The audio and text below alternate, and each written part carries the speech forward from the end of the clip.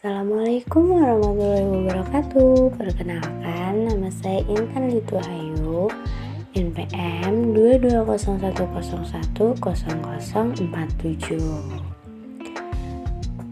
Di sini saya dari Fakultas Tarbiyah dan Ilmu Keguruan, Prodi Pendidikan Agama Islam kelas F. Di sini saya akan menjelaskan tentang pengertian mahkum fih dan pengertian mahkum alaih beserta syarat-syaratnya.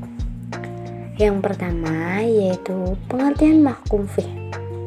Menurut ulama usul fih, yang dimaksud dengan mahkum fih adalah objek hukum, yaitu perbuatan seseorang mukallaf yang terkait dengan perintah syar'i atau dari perintah Allah dan Rasul-Nya, baik yang bersifat tuntutan mengerjakan, tuntutan meninggalkan, memilih suatu pekerjaan, dan yang bersifat syarat, sebab, halangan, azimah, ruksah, sah, serta batal.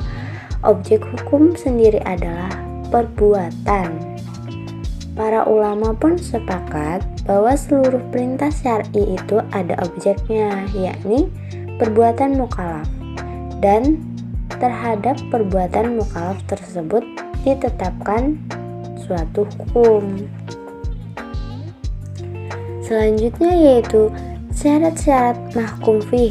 Syarat-syarat mahkum fih itu ada 3. Yang pertama yaitu mukallaf mengetahui perbuatan yang dilakukan sehingga tujuannya dapat ditangkap dengan jelas dan dapat dilaksanakan. Seorang mukallaf tidak terkena tuntutan untuk melaksanakan sholat, misalnya sebelum dia tahu persis rukun syarat dan cara-cara sholat tersebut. Yang kedua, mukallaf harus mengetahui sumber taklif, atau seseorang harus mengetahui bahwa tuntutan itu dari Allah Subhanahu wa Ta'ala, sehingga ia melaksanakan berdasarkan ketaatan dengan tujuan melaksanakan perintah Allah semata. Yang ketiga yaitu perbuatan itu harus mungkin untuk dilaksanakan atau ditinggalkan. Maksudnya perbuatan itu ingin kamu lakukan atau ingin kamu tinggalkan. Yang ketiga yaitu pengertian mahkum alaih. Pengertian mahkum alaih dari segi bahasa, mukallaf diartikan sebagai orang yang dibebani hukum, sedangkan istilah usul fih, mukallaf disebut juga mahkum alaih atau subjek hukum. Subjek hukum atau pelaku hukum ialah orang yang telah dianggap mampu bertindak hukum, baik yang berhubungan dengan perintah Allah maupun dengan larangannya. Semua tindakan hukum yang dilakukan mukallaf akan diminta pertanggungjawabannya, baik di dunia maupun di akhirat.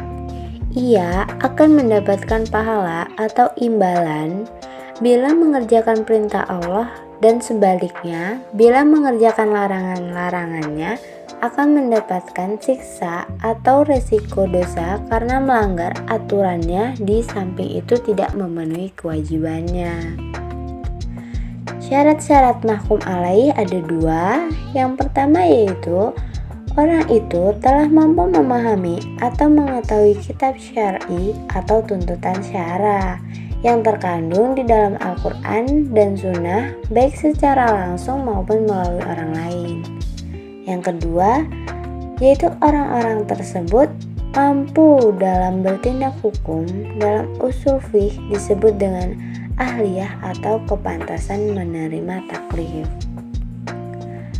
Itulah tadi materi dari pengertian mahkum fih dan mahkum alaih beserta syarat-syaratnya. Sekian dan terima kasih.